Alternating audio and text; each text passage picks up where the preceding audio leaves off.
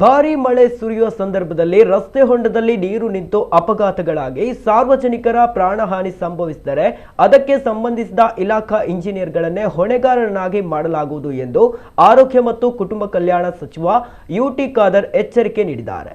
ಮಳೆಗಾಲದ ಸಿದ್ಧತೆಗಳ ಕುರಿತು ದಕ್ಷಿಣ ಕನ್ನಡ ಜಿಲ್ಲಾಧಿಕಾರಿ ಕಚೇರಿಯಲ್ಲಿ ಸೋಮವಾರ ನಡೆದ ಅಧಿಕಾರಿಗಳ ಸಭೆಯನ್ನ ಉದ್ದೇಶಿಸಿ ಅವರು ಮಾತನಾಡಿದರು. ರಾಷ್ಟ್ರೀಯ ಹೆದ್ದಾರಿ ಪ್ರಾಧಿಕಾರ ಮತ್ತು ಲೋಕೋಪಯೋಗಿ ಇಲಾಖೆಯ ಅಧಿಕಾರಿಗಳು ರಸ್ತೆಯಲ್ಲಿ ನೀರು ನಿಲ್ಲದಂತೆ ಸೂಕ್ತ ಕ್ರಮ ಜರುಗಿಸಬೇಕು. ತುರ್ತು ಸಂದರ್ಭ ಸಾರ್ವಜನಿಕ ಹಿತಾಸಕ್ತಿಯಿಂದ ವ್ಯಾಪ್ತಿ ಮೀರಿ ಕ್ರಮ ಕೈಗೊಳ್ಳಬೇಕು. ಮಳೆಗಾಲದಲ್ಲಿ ಎದುರಾಗುವ ಯಾವುದೇ ವಿಪತ್ತುಗಳನ್ನು ಎದುರಿಸಲು ಅಧಿಕಾರಿಗಳು ಸಮನ್ವಯದಿಂದ ನಿರ್ವಹಿಸಬೇಕು. ಪದೇ ಪದೇ ಹೊಂಡ ಮುಚ್ಚುವ ಕೆಲಸದ ಬದಲು ಶಾಶ್ವತ ಕಾಮಗಾರಿಗೆ ಒತ್ತು ನೀಡಬೇಕು ಎಂದು ಖಾದರ್ ಸೂಚಿಸಿದರು.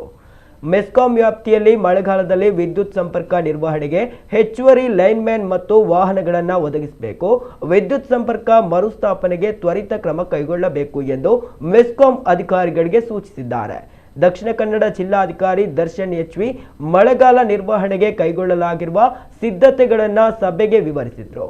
ಪೊಲೀಸ್ ಆಯುಕ್ತ ಸುಧೀರ್ ಕುಮಾರ್ ರೆಡ್ಡಿ, ಪೊಲೀಸ್ ಅಧೀಕ್ಷಕ ಅರುಣ್, ಡಿಸಿಎಫ್ ರವಿಶಂಕರ್, ಮಂಗಳೂರು ಉಪವಿಭಾಗಾಧಿಕಾರಿ ಮೀನಾಕ್ಷಿ ಆರ್ಯ ಮತ್ತಿತರರು ಉಪಸ್ಥಿತರಿದ್ದರು.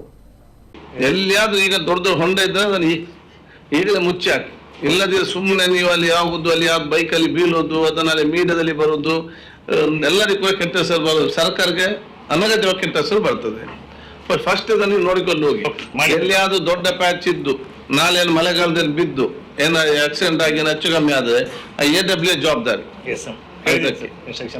ಸೊ ಇಷ್ಟೇ ನಾವು ಒಳ್ಳೆಯದನ್ನು ಎಲ್ಲ ನಿಮ್ಮ ಯಾರಿದ್ದಾರೆ AWA ಅವರವರ ಸುತ್ತೊಂದು ರೌಂಡ್ ಹೋಗ್ಬೇಕು. ನೋಡೋದು ಈಗ ಏನಾದ್ರು ಒಂದು ರೀತಿಯಿಂದ ಮಳೆಗಾಲ ಸ್ವಲ್ಪ ನಿಲ್ಬಹುದು ಗ್ಯಾಪ್ ಅಲ್ಲಿ, ತಕ್ಷಣ ಅದನ್ನು ಹಾಕಿ ಬಿಡ್ಬೇಕು.